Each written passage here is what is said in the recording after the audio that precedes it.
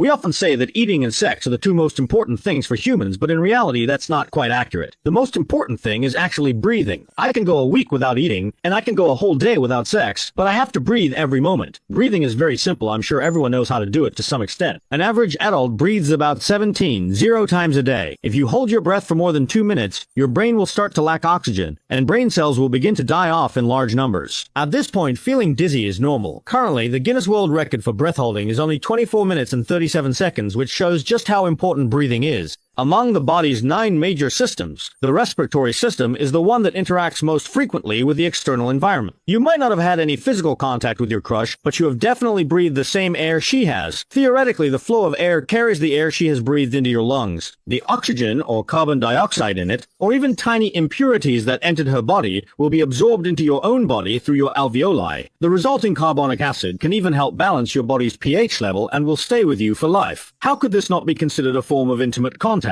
However, although the human respiratory system is important, it is also quite fragile. Bacteria, viruses, dust particles, and even smoking can directly harm your respiratory system, with smoking causing the most severe damage. So when I say that smoking, drinking, and being overly lustful are the 3 most harmful behaviors to your body, I think that's pretty self-explanatory. Drinking damages your liver, smoking damages your lungs, and as for lust, well, lust really does feel great. But seriously guys, you must quit smoking and drinking to protect your health.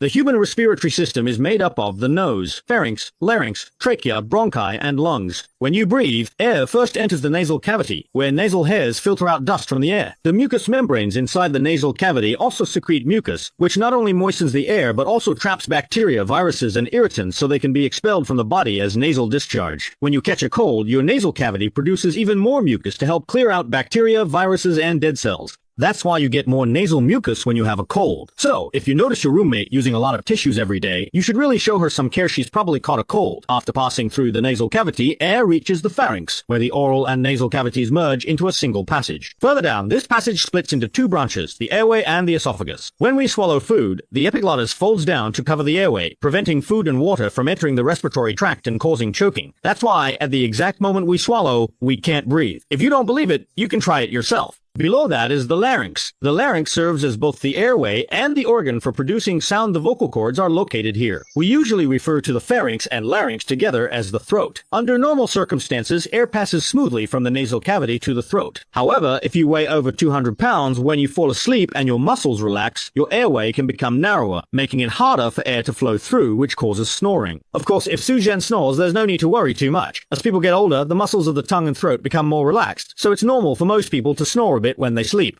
It's just like how a brand new car runs quietly, but an old car with high mileage rattles and clatters when you drive it. Further down the airway are the trachea and bronchi, which means the lung tubes are at the ends of the bronchi. These tiny delicate structures are called alveoli. An adult has about 300 million alveoli, and if you spread them out, their total surface area can reach up to 100 square meters. So it's possible that the place I live in as an ordinary person is actually smaller than the surface area of my alveoli. The oxygen we breathe in enters the blood through the alveoli, and the hemoglobin in our blood has a high affinity for oxygen. Once combined, it is transported throughout the body to supply oxygen everywhere. But there's a little bug in this process. Carbon monoxide's affinity for hemoglobin is 200 to 300 times higher than that of oxygen. To hemoglobin, if oxygen is just an ordinary girl, then carbon monoxide is like a celebrity. It naturally prefers the latter. When hemoglobin binds with carbon monoxide, it forms carboxyhemoglobin, which greatly reduces its ability to carry oxygen. This is what we commonly refer to as carbon monoxide poisoning. And if we're talking about the most vital organ in the entire respiratory system,